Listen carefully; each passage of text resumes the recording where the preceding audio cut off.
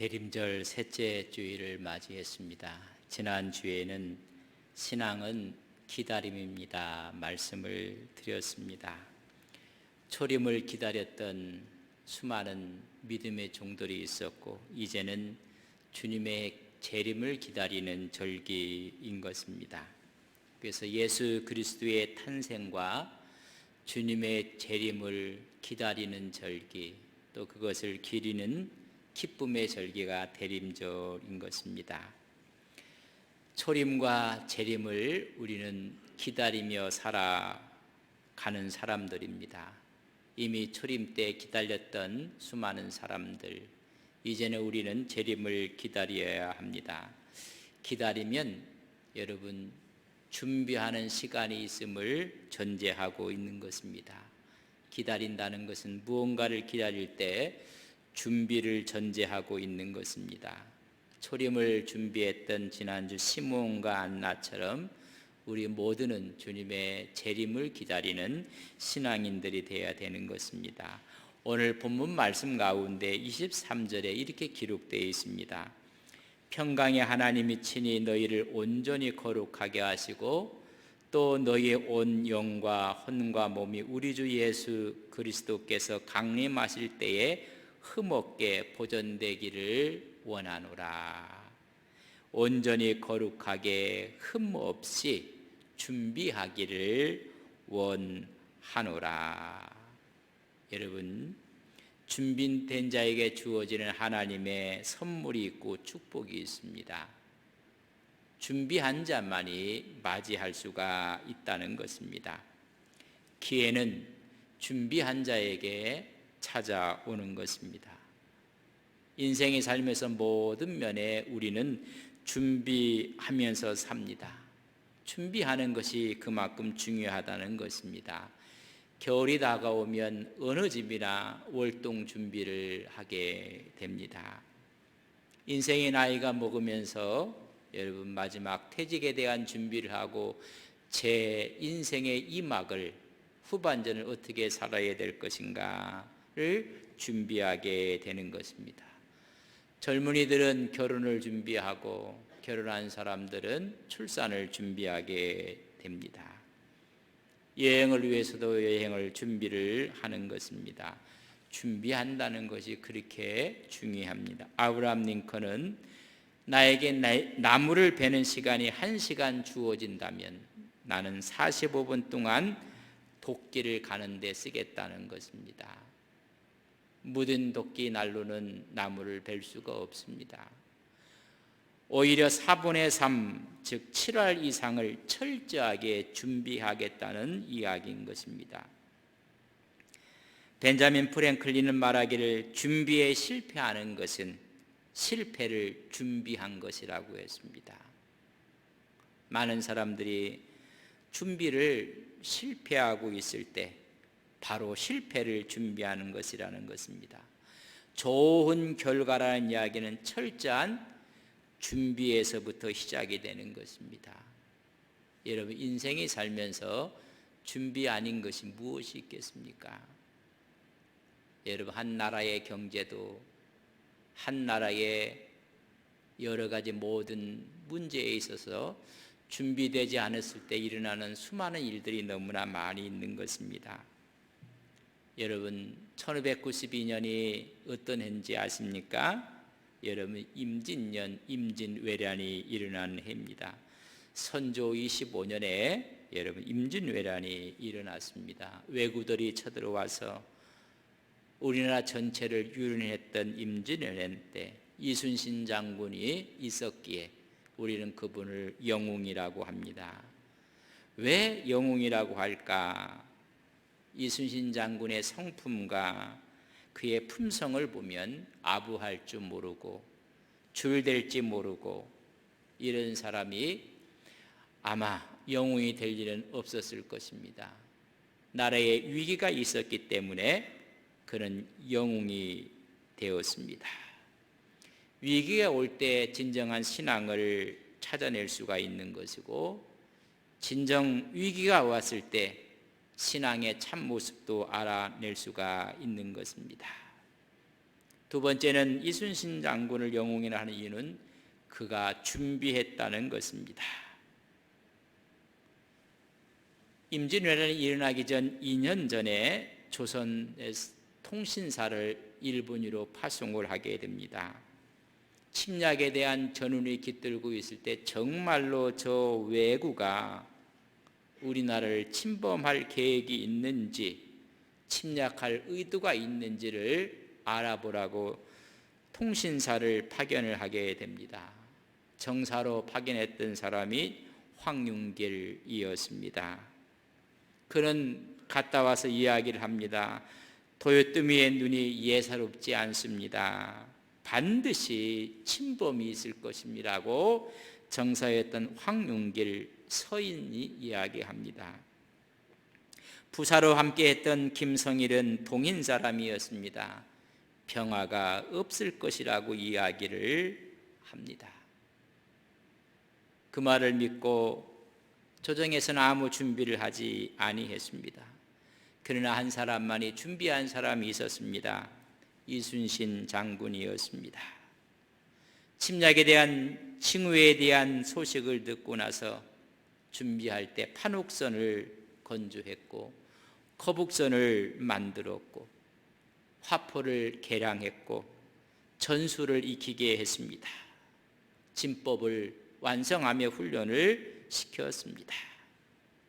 여러분, 준비가 얼마나 중요한지, 그래서 그는 영웅이 된 것입니다.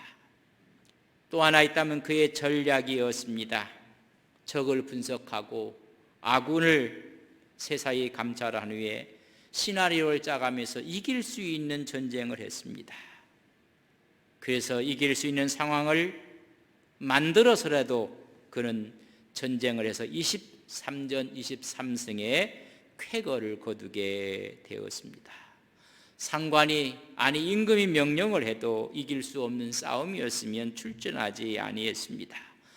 그것 때문에 오히려 죄수의 몸이 되기도 하고, 그러나 이길 수 있는 전략을 갖고 있었습니다. 세 가지를 뽑고 있는데 그 중에 두 번째, 그가 준비했다는 것입니다.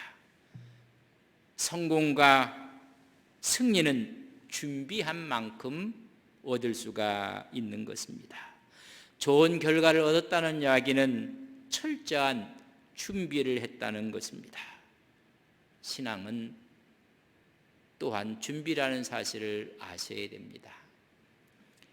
그에게 열왕기하 4장에 보면 엘리사의 제자들이 많이 있었는데 그 중에 제자 중 한 사람이 엘리사에게 이야기를 합니다. 하수연입니다. 남편이 죽었기 때문에 너무 빚을 많이 졌습니다. 빚으로 인해서 두 아들이 종으로 팔려가게 되겠다는 사연의 말을 엘리사에게 이야기를 합니다. 가슴 아픈 일입니다. 빌린 돈 때문에 두 아들을 종으로 팔아야 하는 것입니다. 엘리사가 이야기를 듣고 나서 이 집안에 있는 것이 무엇이냐고 묻습니다. 달랑 기름 한 병이 남아 있습니다. 그때 엘리사가 이야기를 합니다. 이웃에 가서 그것을 빌려오라고 합니다. 열왕기하 4장 3절에 보면 이르되 너는 밖에 나가서 모든 이웃에게 그릇을 빌리라. 빈 그릇을 빌리되 조금 빌리지 말라고 이야기합니다. 준비하라는 것입니다. 빌려와서 그릇을 준비하라고 이야기를 하고 있습니다. 그는 가서 그릇을 다 빌려 준비를 다 했습니다. 이제는 그 그릇에 그 병에 있는 기름을 부으라고 했습니다.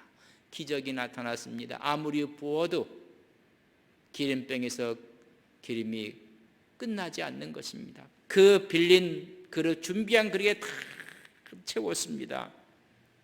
이제 더 이상 그릇이 없게 되었습니다. 그때 말합니다. 이 기름을 팔아 빚을 갚으라. 그리고 남은 기름을 갖고 살으라고 이야기를 해주고 있습니다. 여러분, 준비한 만큼, 준비한 그릇만큼 하나님의 기적의 역사가 채워졌습니다.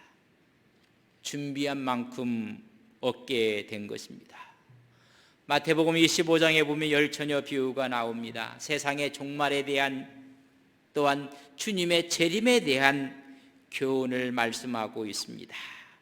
재림을 준비하는 성도들의 자세, 어떤 자세인가를 우리에게 말씀해 주고 있는 것입니다. 거기서 신랑은 예수 그리스도를 상징하고 있습니다. 신랑을 맞으러 나간 신부들의 들러리 열처녀들은 우리 성도들을 이야기합니다. 그들은 다 등을 준비했습니다. 성도들의 외형적인 신앙의 모습들입니다. 외형을 보니 다 신앙이 있는 것입니다. 다 등을 갖고 있었습니다. 문제는 외형보다는 그 속에 있는 기름이 문제였습니다. 등을 유지하고 빛을 비출 수 있고 하는 성령을 상징하는 믿음이 있는 사람이 있고 없는 사람이 있었다는 것입니다. 드디어 신랑이 온다는 소식을 듣고 나가서 뛰어나갑니다. 등에 불을 비췄지만은 꺼지는 사람이 있었습니다. 그러나 기름을 준비한 자들은 잔치자리에 참여하게 되고, 오히려 기름을 준비하지 못했던 사람들은 오히려 그 잔치자리에 참여하지 못하는 이야기가 마태복음 25장 열처녀 비유의 이야기입니다. 기름을 준비하지 못했던 5 처녀는 버림받는 처녀들이었습니다.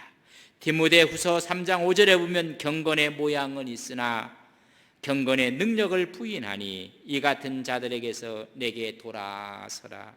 경건의 모양 등은 갖고 있었지만 그의 능력인 성령의 역사에 기름을 준비하지 못했던 모습을 말씀해 주고 있습니다. 우리는 어찌 보면 경건의 모습은 있습니다. 주일날 하나님께 나와서 예배드리고 하나님 말씀을 듣고 합니다. 그러나 그 마음속에는 믿음이 없습니다. 그 마음속에는 하나님이 주인 되지 못한 사람들이 있습니다. 우리 이런 사람들을 썬데이 크리스찬이라고 합니다.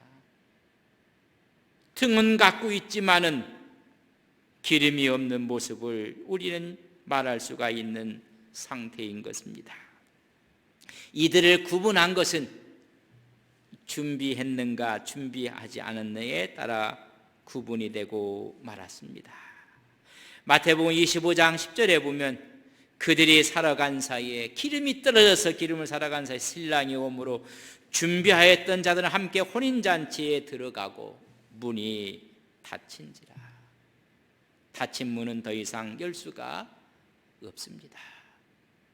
준비한 사람들만이 혼인잔치에 참여를 했습니다. 준비가 이렇게 중요한 것입니다. 우리는 천국 갈 준비를 해야 됩니다. 이런 지혜가 우리에게 필요함을 이 대림절에 깨닫게 하시는 것입니다. 마태복음 25장 44절에 이러므로 너희도 준비하고 있으라. 생각하지 않는 때에 인자가 오리라. 준비하고 있으라는 것입니다. 여러분들 그래요. 다음에 준비하겠습니다. 다음에 믿겠습니다. 형제님, 신앙과 믿음을 권하고 교회 가자. 다음에 내가 교회 가겠습니다. 여러분, 인생은 길지 않습니다. 여기서 준비해야 됩니다. 지금 준비해야 됩니다. Here and now, 지금 여기에서 준비해야 됩니다. 야고보 4장 14절에 말하고 있습니다. 내일을 너희가 알지 못하나니 너희 생명이 무엇이냐. 너희는 잠깐 보이다가 없어지는 안개니라. 지금 여기에서 준비하는 것입니다. 인생이 어느 정도 살게 되면 죽음도 준비하셔야 됩니다. 그저 주무시는 것처럼 주님의 품에 안긴다는 것은 여러분 복입니다. 또한 천국을 준비하셔야 됩니다. 천국은 준비하는 자가 가는 곳입니다. 지옥은 준비를 미루는 자가 가는 곳입니다. 열처녀의 비유에서 우리에게 분명히 말씀하고 있습니다. 문이 닫히고 말았습니다.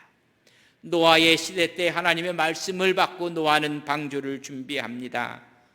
준비했던 8 식구만이 살아남습니다. 방주를 준비하는 것은 기쁨의 삶이 아닙니다. 행복한 삶이 아닙니다. 불편한 삶이었습니다. 그러나 그 길이, 준비가 구원의 길이었다는 것을 알게 됩니다. 오늘 본문은 재림을 준비하는 사람들의 모습에 대해서, 자세에 대해서 말씀해 주고 있는 것입니다. 마태복음과 누가복음에 예수님의 오심을 준비한 사람들이 있습니다. 쓰임받고 준비한 사람들, 또한 그의 오심을 영접한 사람들이 있었습니다. 하나님의 자녀가 되는 특권을 얻게 됩니다. 이제 주님께서 재림하실 것입니다. 그때 우리는 흠없이 준비하라고 오늘 말씀은 권면하고 있는 것입니다. 하나님의 천국에서, 그 나라에서 우리는 왕노릇 할 것입니다. 초림을 준비하여 맞이한 영접한 사람들에게 하나님의 자녀가 되고, 재림을 준비하며 다시 올 주님을 맞이한 사람은 그곳에 가서 영원히 왕노릇 할 것이라고 말씀해 주고 있습니다. 그렇다면 어떻게 준비해야 하는 것인가? 무엇을 준비해야 하는 것인가?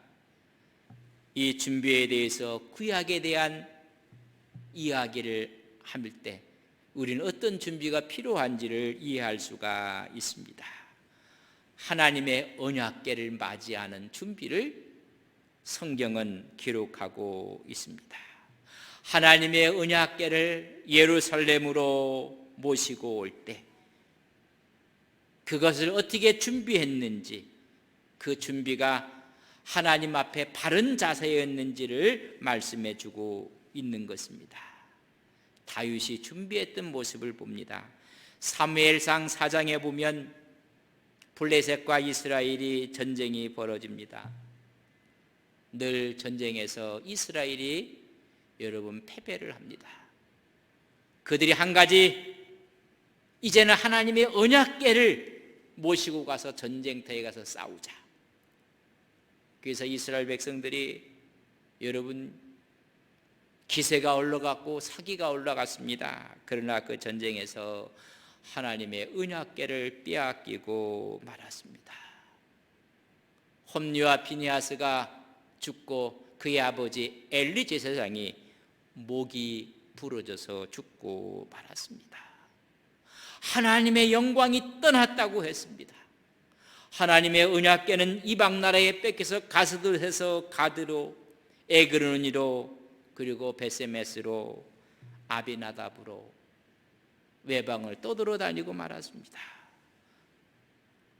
그때 다윗이 왕이 됐고 이제 하나님의 언약궤를 예루살렘으로 모셔오야 되겠다. 그리고 준비를 합니다. 이런 그 준비를 하는 것을 성경은 기록하고 있는데 사무엘하 6장의 이야기입니다. 어떤 준비를 했느냐 하면 3만 명을 동원하는 준비를 했습니다. 하나님의 언약궤가 진중에 있지 아니하고 외방에 변방에 있었던 기간이 20년입니다. 20년 만에 하나님의 언약궤가 예루살렘을 돌아올 때 3만 명을 준비하고 새 수레를 준비하고 수금과 비파와 소고와 양금과 재금과 모든 악기를 연주하며 하나님의 언약궤가 예루살렘으로 돌아오는 것을 준비하고 말았습니다. 오늘날의 표현을 한다면 수많은 군중들을 다 동원했고 최고의 퍼레이드를 벌리며 세상적으로 화려하게 준비를 했습니다. 하나님이 기뻐하기는커녕 그 준비로 인해서 한 명의 사람이 죽습니다. 우사가 죽습니다. 깜짝 놀라서 준비한 모든 것이 숲으로 돌아가고 오벳 에돔의 집에 하나님의 언약궤가 초라하게 머물게 됩니다. 준비를 너무나 멋지게 했습니다. 화려하게 했습니다.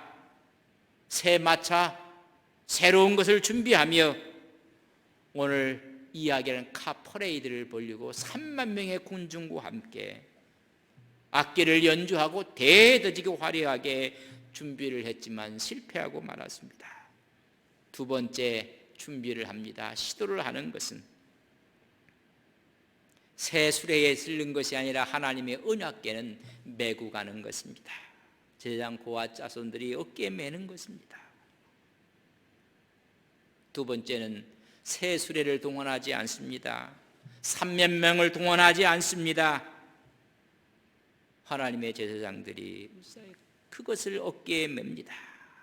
기쁨으로 메고 6발걸음을 뛴 다음에 감사의 제사를 드립니다.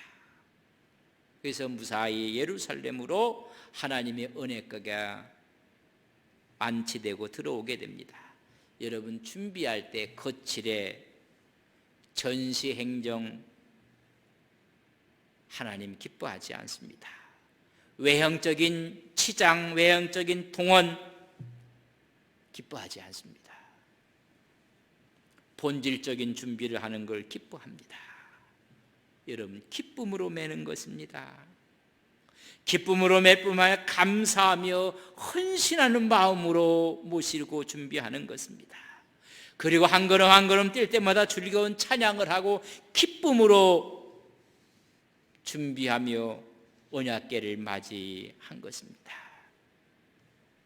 여기서 우리는 한 가지를 꼭 기억하셔야 됩니다.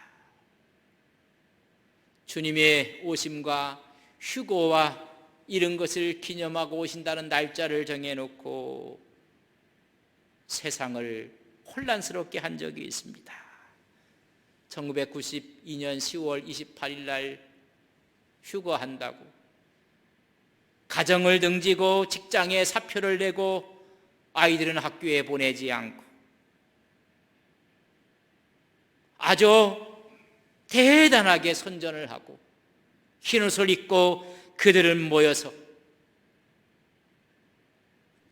12시 0시가 되는 사이에 휴가할 것을 하고 그들은 소리를 지르며 찬양을 하고 사회에 무리를 일으켰고 그 시간이 돼도 휴거가 없으니까는 한국 시간과 이스라엘 시간이 틀리다. 조금만 기다리자.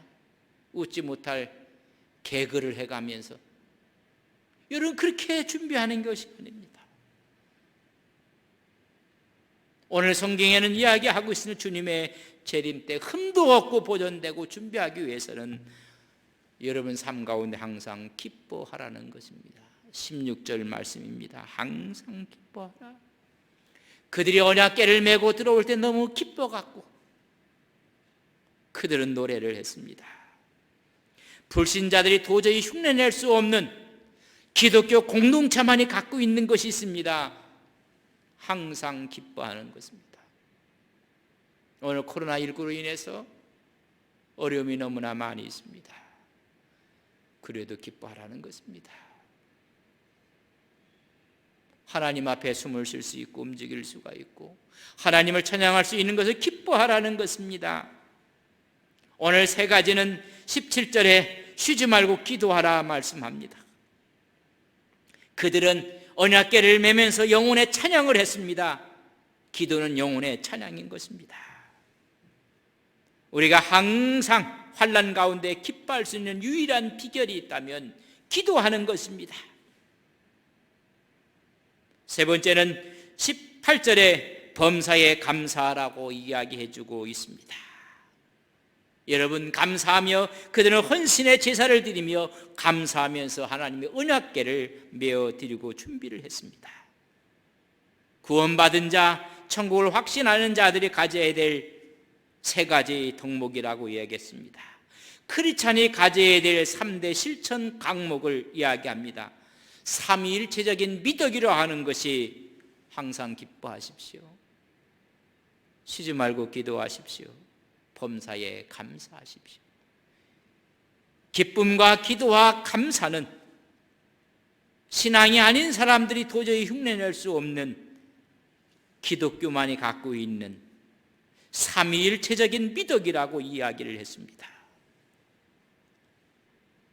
자식이 죽어도 하나님 미국에 유학 보내려고 했는데 미국보다 더 좋은 천국으로 보내주셔서 감사합니다. 기뻐하며 기도했던 손양원 목사님, 흉내낼 수 없는 모습을 갖고 우리가 주님의 재림을 기다리라는 것입니다. 네 번째는 19절에 보면 성령을 소멸하지 말라고 말씀해 주고 있습니다. 거룩한 삶을 지탱할 수 있기 위해서 성령을 소멸하면 안 된다는 것입니다. 성령의 선물과 성령의 열매들, 하나님의 역사의 현장에서 그 성령을 소멸하면 안 됩니다. 이 말은 불을 끄다는 이야기입니다. 하나님의 믿음의 역사로, 하나님의 기적의 역사로 나타날 때 여러분 찬불을 끼얹어 불을 끄는 모습을 말하는 것입니다. 성령의 역사를 소멸하지 않아야 됩니다.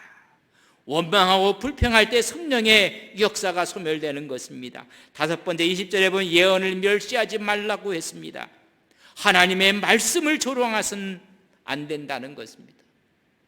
우리에게 중요한 것은 주님의 재림하는 그날 우리는 부활의 영광의 몸으로 다시 주님을 만날 것을 믿는 것입니다. 이런 말씀을 멸시하지 말라는 것입니다. 죽은 후에 천국이 있고 지옥이 있음을 알라고 말씀해 주고 있습니다. 오늘날 강단에서 없어지는 단어들이 있습니다. 천국, 지옥이라는 이야기죠. 지옥의 단어가 자꾸만 없어집니다. 그리고 오히려 성공과 하나님의 축복만이 이야기되어지고 있습니다. 하나님의 말씀을 멸시해서는 안 된다는 것입니다. 22절에 보면 첫 번째, 악은 어떤 모양이라도 버리라. 여기서 모양이라는 것은 종류를 말하는 것입니다. 악은 어떤 종류라도 버리라는 것입니다. 하나님이 기뻐하지 않는 것, 하나님의 영광을 가리는 것, 사람이 갖고 있는 독단, 불평, 비난, 하나님의 영광을 다 가리는 것입니다. 이런 것들을 다 버리라고 말씀해 주고 있습니다. 왜 이렇게 버리라고 하고 왜 멸시하지 말고 소멸하지 말라고 하시는가? 왜 기뻐하고 기도하고 감사하라고 말씀하시는가? 5장 23절 말씀입니다. 읽었지만 또 한 번 읽습니다. 평강의 하나님이 친히 너희를 온전히 거룩하게 하시고 또 너희의 온 영과 혼과 몸이 우리 주 예수 그리스도 강림하실 때에 흠없게 준비되게 하기 원함이라. 보존되기 원함이라고 말씀해 주고 있습니다. 우리 크리스찬들은 거룩하게 흠없는 상태로 준비되어져야 하기 때문에 항상 기뻐하라. 쉬지 말고 기도하라. 범사에 감사하라. 성령을 소멸하지 말라. 예언을 멸시하지 말라. 악은 어떤 종류라도 버려라 라고 말씀해 주고 있는 것입니다. 우리는 다시 오실 주님을 기다리는 절기입니다. 여러분, 준비 아닌 게 어디 있겠습니까? 사람이 여행을 간다고 하면 여행 준비를 합니다. 결혼 준비를 하고 출산 준비를 하고 시험 준비, 입시 준비, 승진 준비도 합니다.